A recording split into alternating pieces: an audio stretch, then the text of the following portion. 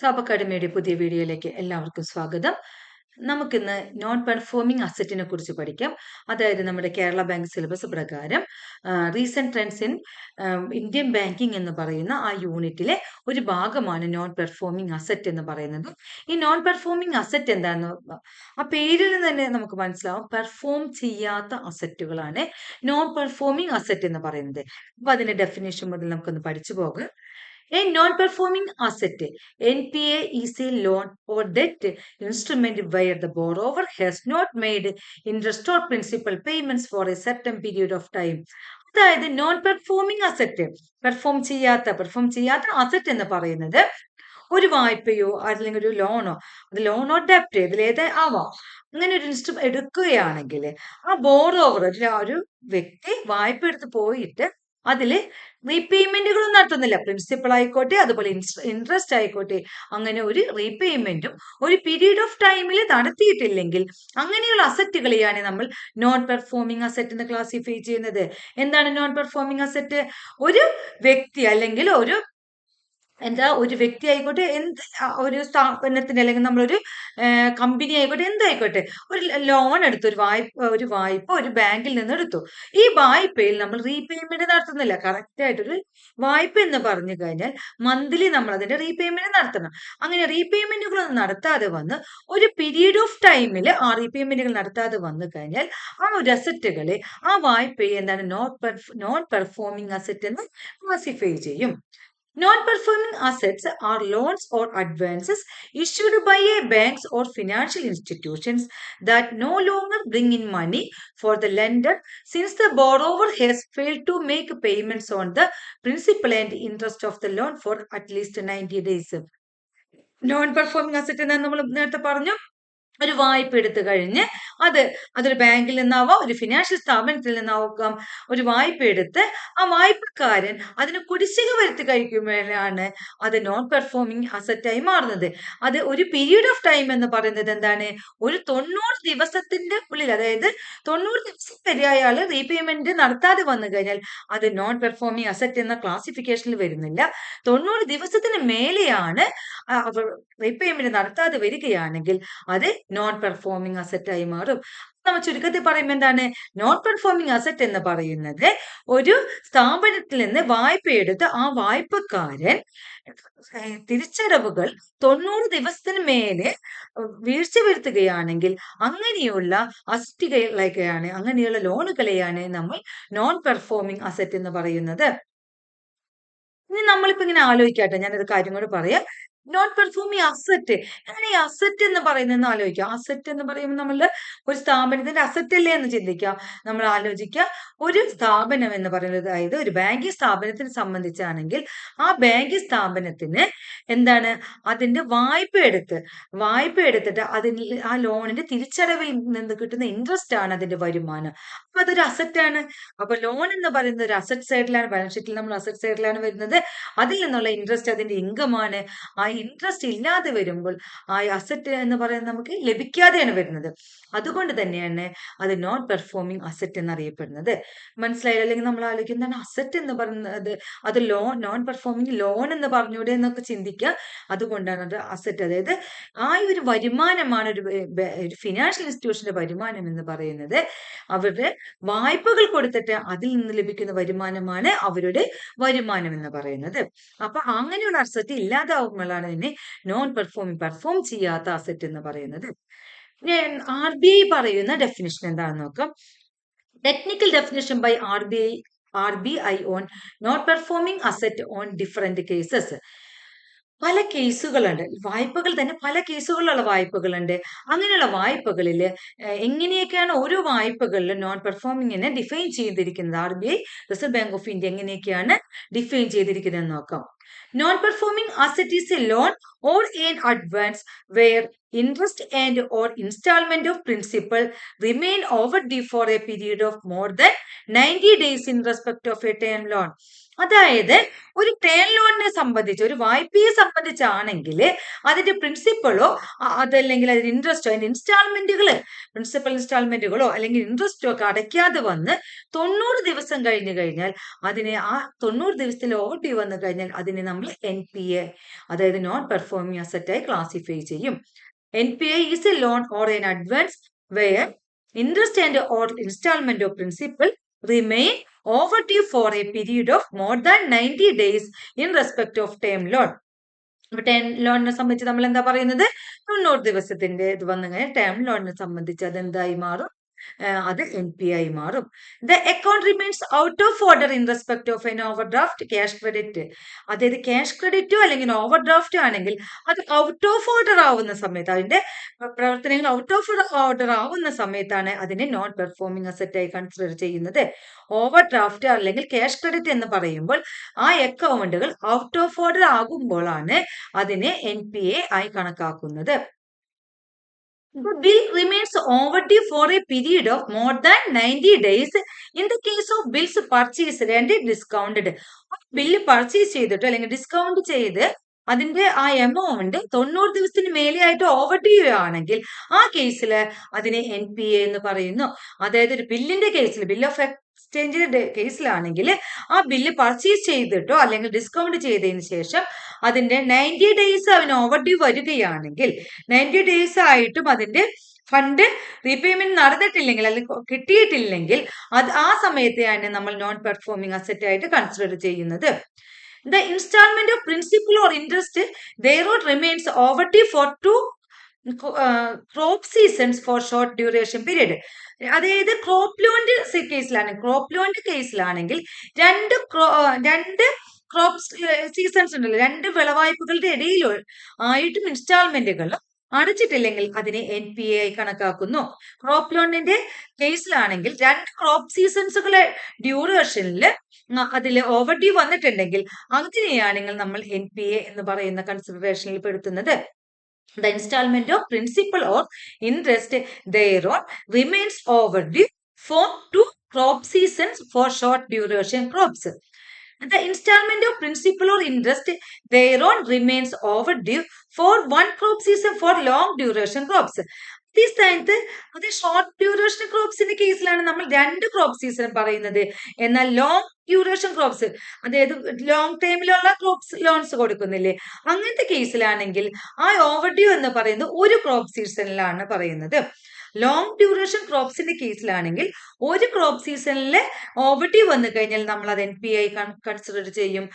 അതുപോലെ തന്നെ short ലോണിലാണെങ്കിൽ, short ഡ്യൂറേഷനുള്ള crop ലോണുകളാണെങ്കിൽ, ഇപ്പൊ 1 വർഷത്തേക്കുള്ള ക്രോപ്പ് ലോണുകളൊക്കെ ആണെങ്കിൽ 2 സീസണാണ് കൺസിഡർ ചെയ്യുന്നത്. അതേസ്ഥാനത്ത് ലോങ് ടൈമിലുള്ള ക്രോപ്പ് ലോൺസുകളാണ് എടുക്കുന്നതെങ്കിൽ 1 ക്രോപ്പ് സീസൺ ആയിട്ട് NPA ആയി കണക്കാക്കും. ഇതെല്ലാം ഓവർ ഡ്യൂസ് വരുന്ന കേസുകളിലാണ് ഈ പറയുന്നത്. NPA എന്ന് പറയുന്നത് ഓവർ ഡ്യൂ വരുമ്പോഴാണ് വരുന്നത്. The amount of liquidity facility remains outstanding for more than 90 days in respect of a securitization transaction undertaken in terms of guidelines on securitization dated 1st February 2006. അതായത് അത് 90 ദിവസത്തിന്റെ ഇടയിൽ നമ്മൾ പറഞ്ഞില്ല, ഔട്ട്സ്റ്റാൻഡിങ് വന്നു കഴിഞ്ഞാൽ അതിന് എന്താണ് സെക്യൂരിറ്റൈസേഷനിലേക്ക് പോകുന്നത്. അത് ആ സെക്യൂരിറ്റൈസേഷൻ ഗൈഡ് ലൈൻസ് എന്നാണ് വന്നതെന്ന് വെച്ചാൽ 1st February 2006 ആണ്. 1st February 2006 securitisation guide lines വന്നിട്ടുള്ളത്. ആ securitisation guide lines 1st February 2006 മുതലാണ് നമ്മൾ ഈ സെക്യൂരിറ്റൈസേഷൻ നടപടികളിലേക്ക് ഈ ഔട്ട്സ്റ്റാൻഡിംഗ് ഒക്കെ വരുമ്പോഴുള്ളതിന് പോകുന്നത്.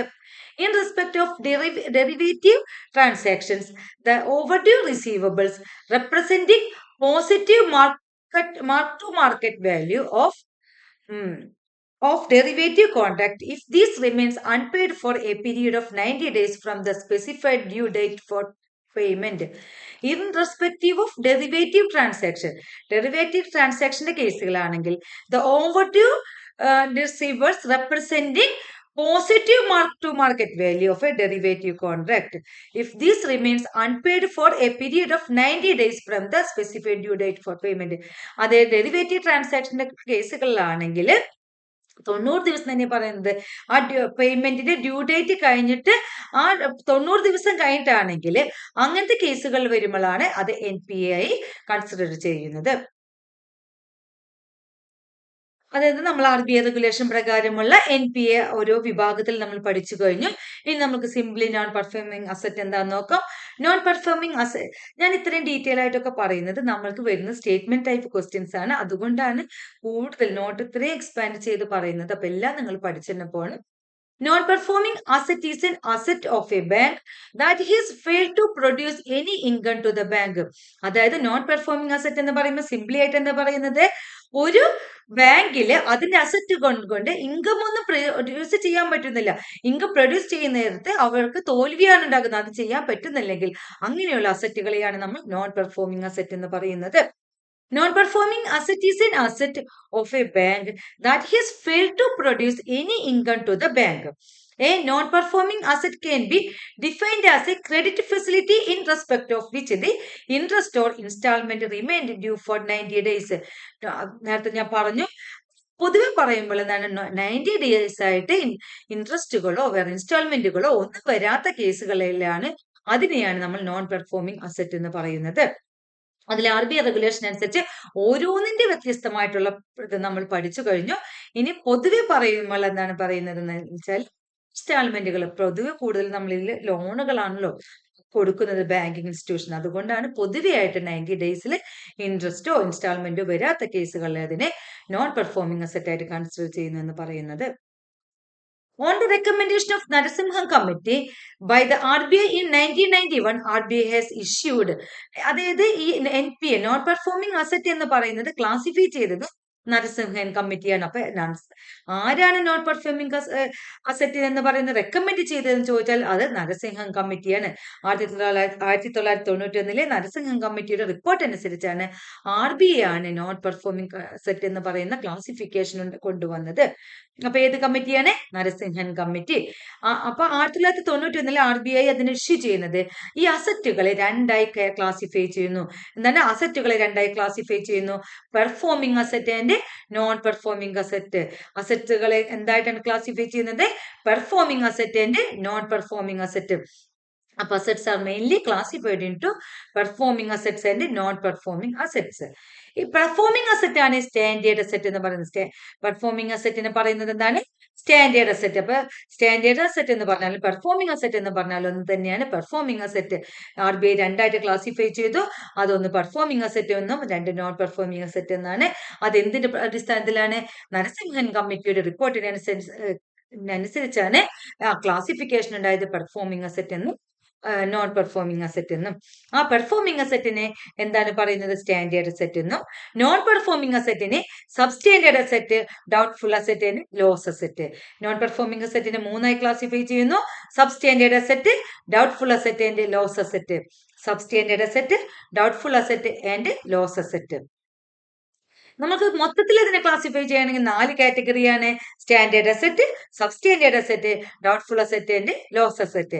ഈ ജനറൽ കാറ്റഗറിനെ മൊത്തത്തിൽ കൺസിഡർ ചെയ്ത് കഴിഞ്ഞാൽ 1 standard asset, 2 substandard asset, 3 doubtful asset, 4 loss asset. Standard asset, substandard asset, doubtful asset, loss asset.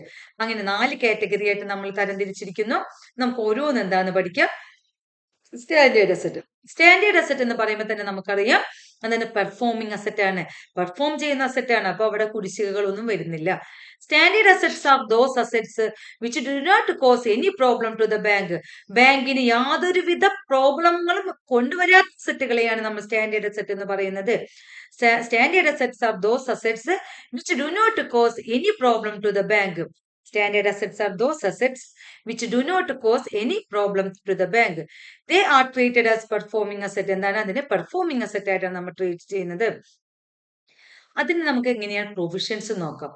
Provisions for standard asset. അസറ്റുകൾ, അതായത് സ്റ്റാൻഡേർഡ് അസറ്റുകൾക്ക് നമ്മൾ പ്രൊവിഷൻ വെക്കുന്നുണ്ട്. നമ്മൾ വിചാരിക്കുക സ്റ്റാൻഡേർഡ് അസറ്റുകൾക്ക് എന്തിനാ പ്രൊവിഷൻ എന്ന് ആലോചിക്കരുത്. സ്റ്റാൻഡേർഡ് അസറ്റുകൾക്ക് നമ്മൾ പ്രൊവിഷൻ വെക്കുന്നത് ചെറിയ രീതിയിലുള്ള പ്രൊവിഷൻസ് വെക്കുന്നുണ്ട്. അതായത് നമ്മൾക്ക് എന്തെങ്കിലും വന്നാൽ പെട്ടെന്നൊരു ഇത് വന്നു കഴിഞ്ഞാൽ അതിനോട് വേണ്ടിയിട്ടുള്ള ചെറിയ പ്രൊവിഷൻ വെക്കുന്നുണ്ട്. ഒന്നാമത്തെ പ്രൊവിഷനാണ് advances in agriculture and SME. ഇതൊക്കെ RBIയുടെ റെഗുലേഷൻ അനുസരിച്ചുള്ളതാണ് ഞാൻ ഈ പറയുന്നത്. ഇതിലൊക്കെ വ്യത്യാസങ്ങൾ വരും കേട്ടോ. ഇപ്പോൾ ഉള്ളത് നമ്മൾ ഇത് പറയുന്നത് ഇതിനൊക്കെ വ്യത്യാസങ്ങളൊക്കെ വരാം. ഓരോ കാലഘട്ടത്തിൽ RBI പുറപ്പെടുവിക്കുന്നതനുസരിച്ച് പ്രൊവിഷൻസ് ഒക്കെ മാറ്റാം. ഇതില് advances in agriculture and SME. Agriculture എന്ന് നമുക്കറിയാം കൃഷിക്ക് സ്മോൾ മീഡിയം എന്റർപ്രൈസസ് ആണ് SME എന്ന് പറയുന്നത്, സ്മോൾ മീഡിയം എന്റർപ്രൈസസ്. അപ്പൊ അഗ്രികൾച്ചറിനും സ്മോൾ മീഡിയം എന്റർപ്രൈസസിനും വേണ്ടി സ്റ്റാൻഡേർഡ് അസറ്റിൽ നിന്ന് അവരുടെ ലോൺ ഔട്ട്സ്റ്റാൻഡിങ്ങിൽ നിന്ന് 0.25% മാറ്റി വെക്കണം. അപ്പൊ എന്താണ് ലോൺ ഔട്ട്സ്റ്റാൻഡിങ്ങിൽ 0.25% മാറ്റി വെക്കുന്ന അതിൽ നിന്നല്ല അതിന്റെ 0.25% കേട്ടോ. ലോണിലെ ഔട്ട്സ്റ്റാൻഡിങ് എത്രയാണ്? 0.25%. അഗ്രികൾച്ചറിനും അതുപോലെ സ്മോൾ മീഡിയം എന്റർപ്രൈസസിനും വേണ്ടി 0.25% മാറ്റി വെക്കണം. അതുപോലെ കൊമേഴ്സ്യൽ റിയൽ എസ്റ്റേറ്റിന് 1%. Commercial real estate 1%. Commercial real എസ്റ്റേറ്റിൽ റെസിഡൻഷ്യൽ ഹൗസിംഗ് സെക്ടർ ആണെങ്കിൽ 0.75%. അതായത് റെസിഡൻഷ്യൽ ഹൗസിംഗ് സെക്ടറിന് 0.75%. Housing loan at teaser rates, എന്താണ് ഹൗസിംഗ് ലോൺ ടീസർ റേറ്റ്, ചെറിയ റേറ്റിലുള്ള ഹൗസിംഗ് ലോണുകളിലൊക്കെ 2%. Housing loan 1 year from date of reset higher rates, അതായത് ഹൗസിംഗ് ലോണിന്റെ 1 വർഷത്തെ ഹയർ റേറ്റ്സിലേക്ക് റീസെറ്റ് ചെയ്താൽ 2%. അതിൽ എന്താണ് the provisioning on the assets would revert 0.4% after 1 year from the date on which the rates are reset at higher rates if the accounts remain standard. പിന്നെ റിസ്ട്രക്ചറിങ് അക്കൗണ്ട്സിന് 5%. അതേ time ആയിട്ട് മാറും. റിസ്ട്രക്ചറിങ് അക്കൗണ്ട്സിന് 5% ആണ്. Gross account for advances other than above listed, ഈ ലിസ്റ്റിൽ പറയാത്ത അക്കൗണ്ടുകൾക്ക് 0.4%. General ആയിട്ടുള്ള ബാക്കി എല്ലാ കേസിലും 0.4% പ്രൊവിഷൻ ആയിട്ട് മാറ്റി വെക്കണം.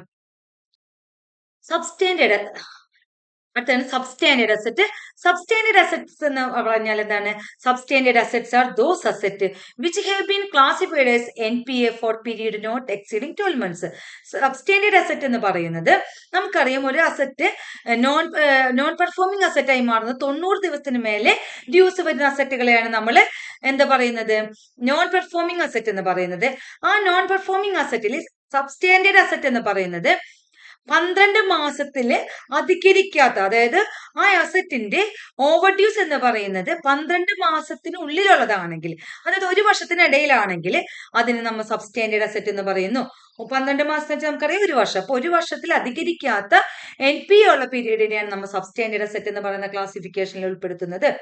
അതിന് നമ്മൾ പ്രൊവിഷനിങ്ങിൽ വയ്ക്കുന്നത് സെക്യൂർഡ് അസറ്റിനാണെങ്കിൽ സെക്യൂർഡ് അസറ്റിന് 15%, സെക്യൂർഡ് അസറ്റിന് 15%, അതായത് ഔട്ട്സ്റ്റാൻഡിംഗ് എമൗണ്ടിന്റെ 15% സെക്യൂർഡ് ആയിട്ടുള്ള അസറ്റിന്. സെക്യൂർഡ് അസറ്റ് എന്ന് പറഞ്ഞു കഴിഞ്ഞാല് കൊളാറ്ററൽ സെക്യൂരിറ്റി വെച്ചിട്ട് നമ്മൾ ലോൺ എടുക്കുന്നതാണ് secured asset.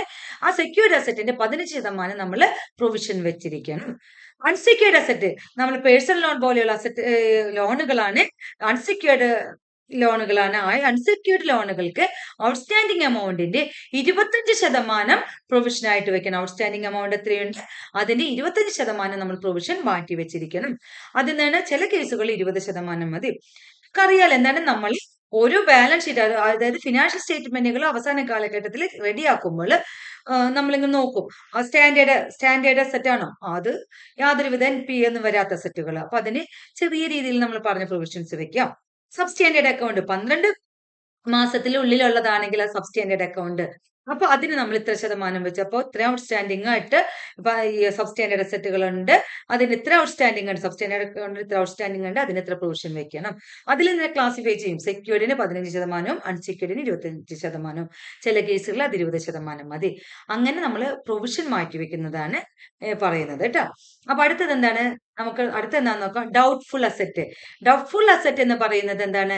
Doubtful assets are those assets which has remained as NPA for a period exceeding 12 months. 12 മാസത്തിന് മേലെ NPA വന്നു കഴിഞ്ഞാൽ അതിനെ ഡൗട്ട്ഫുൾ അസറ്റ് എന്ന് പറയുന്നു. 12 മാസത്തിനുള്ളിലാണെങ്കിൽ അത് സബ്സ്റ്റാൻഡേർഡ് അസറ്റ് ആണ്. 12 മാസത്തിന് മേലെ വന്നു കഴിഞ്ഞാൽ 1 വർഷത്തിന് മേലെ NPA വന്നു കഴിഞ്ഞാൽ അതിനെ ഡൗട്ട്ഫുൾ അസറ്റ് എന്ന് പറയുന്നു. ഡൗട്ട്ഫുൾ അസറ്റ് എന്താണ്? Doubtful assets are those assets which has remained as NPA for a period exceeding 12 months. Doubtful assets are those assets which has remained as NPA for a period exceeding 12 months. അപ്പൊ എന്താണ് doubtful asset? Doubtful assets are those assets which has remained as NPA for a period exceeding 12 months. അതിനെന്താണ് provisioning നോക്കാം. എന്തൊക്കെയാണ് provision വയ്ക്കാൻ നോക്കാം. Up to 1 year, അതായത് ഒരു വർഷ കാലഘട്ടത്തിലേക്കാണെങ്കിൽ 25% on outstanding amount of secured asset. അതായത് ആ ഒരു വർഷ കാലഘട്ടത്തിലാണെങ്കിൽ ഔട്ട്സ്റ്റാൻഡിംഗ് എമൗണ്ടിന് സെക്യൂർഡ് അസറ്റ് ആണെങ്കിൽ 25%. എന്താണ് പറയുന്നത്, ഔട്ട്സ്റ്റാൻഡിംഗ് എമൗണ്ടിന്റെ 25% സെക്യൂർഡ് അസറ്റിന് 25%. 100% എന്താണ് അൺസെക്യൂർഡ് അസറ്റിന് 100% തന്നെ പ്രൊവിഷൻ വെക്കണം. ഔട്ട്സ്റ്റാൻഡിംഗ് എമൗണ്ട് എത്രയുണ്ട്, 1,00,000 രൂപയാണ് ഔട്ട്സ്റ്റാൻഡിംഗ്, 1,00,000 തന്നെ അവിടെ പ്രൊവിഷൻ കാണിച്ചിരിക്കണം. അതുപോലെ തന്നെ 1,00,000 ആണെങ്കിൽ സെക്യൂർഡ് അസറ്റ് ആണെങ്കിൽ 25%, 25,000 രൂപ മാറ്റി വെച്ചാൽ മതി. 1 വർഷത്തിന് 3 വർഷത്തിനിടയിലാണ് ആണെങ്കിൽ അതിന് ഔട്ട്സ്റ്റാൻഡിംഗ് എമൗണ്ട് സെക്യൂർഡ് അസറ്റിന് 40%. 1 തുടങ്ങി 3 വർഷമാണെങ്കിൽ ഔട്ട്സ്റ്റാൻഡിംഗ് എന്ന് പറയുന്നത് സെക്യൂർഡ് അസറ്റിന് 40%, അൺസെക്യൂർഡ് അസറ്റിന് 100% തന്നെ. 1 വർഷം മുതൽ 3 വർഷമാണെങ്കിൽ സെക്യൂർഡ് അസറ്റിന് 40%, അൺസെക്യൂർഡ് അസറ്റിന് 100% പ്രൊവിഷൻ വെക്കണം. 3 വർഷത്തിന് മേലെയാണെങ്കിൽ സെക്യൂർഡിന് 100%, അൺസെക്യൂർഡിന് 100%. 3 വർഷത്തിന് മേലെയാണെങ്കിൽ സെക്യൂർഡിന് 100%, അൺസെക്യൂർഡിന് 100%. More than 3 years secured 100%, unsecured 100%. അപ്പൊ അങ്ങനെയാണ് ഡൗട്ട്ഫുൾ അസറ്റിന് നമ്മൾ എന്ത് ചെയ്യുന്നത്, പ്രൊവിഷനും വെക്കുന്നത്. എന്താണ്, 1 വർഷം സെക്യൂർഡ് 25%, അൺസെക്യൂർഡ് 100%. 1-നും 3-നും secured 40%, unsecured 100%. More than 3 years secured 100%, unsecured 100%. അടുത്തതാണ് ലോസ് അസറ്റ്. അടുത്തതാണ് loss asset. Loss assets are those assets where the bank or internal auditor or RBI inspector has identified loss but that amount has not been written off. അതായത് RBIയിലെ ഇൻസ്പെക്ടറോ internal ഓഡിറ്ററോ അതുപോലെയുള്ള ബാങ്കിലെ provisions ആരെങ്കിലും അവർ പറയുന്നത് loss asset ആണ്, ഈ അസറ്റുകളൊന്നും തിരിച്ചു കിട്ടാൻ പോണില്ല, അങ്ങനെ വരുന്ന അസറ്റുകളാണ് ലോസ് അസറ്റ് എന്ന് പറയുന്ന കൺസിഡറേഷനിൽ വെക്കുന്നത്. അങ്ങനെ വന്നാലും അത് എഴുതിത്തള്ളാൻ പറ്റില്ല. എന്താണ് ലോസ് അസറ്റ് എന്ന് പറഞ്ഞ RBI ഇൻസ്പെക്ടർ പറഞ്ഞാലും ഇന്ത്യൻ ഓഡിറ്റർ പറഞ്ഞാലും ബാങ്ക് പറഞ്ഞാലും ആ ലോസ് അസറ്റ് ആയിട്ട് കൺസിഡർ ചെയ്യുമെങ്കിലും അതിന് എഴുതിത്തള്ളാൻ പറ്റില്ല. അങ്ങനെ അവർ പറയണം ലോസ് അസറ്റ് എന്ന് പറഞ്ഞാൽ അങ്ങനെയുള്ള അസറ്റിനെ ലോസ് അസറ്റ് എന്ന് പറയുന്ന കാറ്റഗറിയിലേക്ക് മാറ്റിയിടും, അത് എഴുതിത്തള്ളാൻ പറ്റില്ല. ആ അസറ്റിന് എന്താ ചെയ്യുന്നത് എന്ന് വെച്ചാൽ a loss asset is considered as irrecoverable and it gets no realisable value. അതിന് റിയലൈസബിൾ വാല്യൂ ഒന്നും ഉണ്ടാവില്ല, അത് ഇറക്കവറബിൾ, റിക്കവർ ചെയ്യാൻ പറ്റില്ല എന്ന് പറയുന്ന ഒരു കൺസിഡറേഷൻ ആയിട്ട് ലോസ് അസറ്റ് മാറ്റിവെക്കും. അതിനെത്രയാണ് പ്രൊവിഷനിങ്, അതിന് 100%, ഔട്ട്സ്റ്റാൻഡിംഗ് എമൗണ്ടിന്റെ 100% അതിന് പ്രൊവിഷൻ വെച്ചിരിക്കും. ലോസ് അസറ്റിന് എപ്പോഴും ചോദിക്കുന്ന ഒരു ക്വസ്റ്റ്യൻ ആണ്, 100% ഔട്ട്സ്റ്റാൻഡിംഗ് എമൗണ്ടിന്റെ പ്രൊവിഷനിങ് വെച്ചിരിക്കും. അപ്പൊ ഇതെല്ലാം മനസ്സിലായല്ലോ. ഇനി നമുക്ക് അടുത്തതിൽ പോകാം. അതില് നമുക്ക് NPAയുടെ SMAയുടെ ഒരു സബ് കാറ്റഗറീസും കൂടെ എന്താന്ന് നോക്കി പോകാം. Before a loan account turns into NPA, banks are required to identify incipient stress in the account by creating 3 subcategories under the special mention account SMA. അതായത് SMA എന്ന് വെച്ചാൽ സ്പെഷ്യൽ മെൻഷൻഡ് അക്കൗണ്ട് ആണ്. അതായത് നമ്മളിപ്പോ നേരത്തെ പറഞ്ഞു 90 ദിവസത്തിന് മേലെയായിട്ടുണ്ടെങ്കിൽ അതിനെ നമ്മൾ NPA കാറ്റഗറീസിൽ പെടുന്നു പറഞ്ഞു. അപ്പൊ RBI തന്നെ പറയുന്നത് എന്താണ്, ആ NPAയിൽ വരുന്നതിന് മുമ്പ് 90 ദിവസത്തിന് മുമ്പ് വരുന്നതിനെ നമ്മൾ കാറ്റഗറൈസ് ചെയ്യും. അതിനെയാണ് സ്പെഷ്യൽ മെൻഷൻഡ് അക്കൗണ്ട് എന്ന് പറഞ്ഞ് കാറ്റഗറൈസ് ചെയ്യും. SMA സബ് കാറ്റഗറീസിന് ചെയ്യുന്ന എന്താണ്, പ്രിൻസിപ്പളും അല്ലെങ്കിൽ ഇൻട്രസ്റ്റ് ഒക്കെ പേയ്മെന്റ് ചില അതിലെ ഓഡീസ് വരും. അതായത് കറക്റ്റ് പോകുന്നൊരു കേസ് ഉണ്ടാവും. അതേസമയം ചില കേസുകൾ എല്ലാ മാസവും കറക്റ്റ് അടയ്ക്കാത്തൊരു കേസുകളുണ്ടാവും. അപ്പൊ അങ്ങനെയുള്ള എന്നെ കാറ്റഗറി ചെയ്യുന്നതാണ്. SMA 0 എന്ന് പറഞ്ഞാൽ അപ് ടു 30 days, 30 ദിവസത്തിനുള്ളിൽ അവരടയ്ക്കാത്തത് അത് അടയ്ക്കാം. കാരണം നമ്മൾ ഓരോ മാസത്തിന്റെയാണ് വരുന്നത്. അപ്പൊ 30 ദിവസം വരെയുള്ള നമ്മൾ SMA 0 എന്ന് പറയും. SMA 1 എന്ന് പറയുന്ന കാറ്റഗറി എന്ന് പറയുന്നത് more than 30 days and up to 60 days. അതായത് 1 മാസം കഴിഞ്ഞിട്ട് അവർ അടച്ചിട്ടില്ല, എന്നാൽ 2 മാസത്തിനും ഇടയിലുള്ള കാലഘട്ടത്തിന് നമ്മൾ SMA 1 എന്ന് പറയും. എന്നാൽ 60 ദിവസത്തിനും 90 ദിവസത്തിനും ഇടയിലുള്ളതിന് നമ്മൾ SMA 2 എന്ന് പറയും. 60 ദിവസത്തിനും 90 ദിവസത്തിനും ഇടയിലുള്ളതിന് നമ്മൾ SMA 2 എന്ന് പറയും.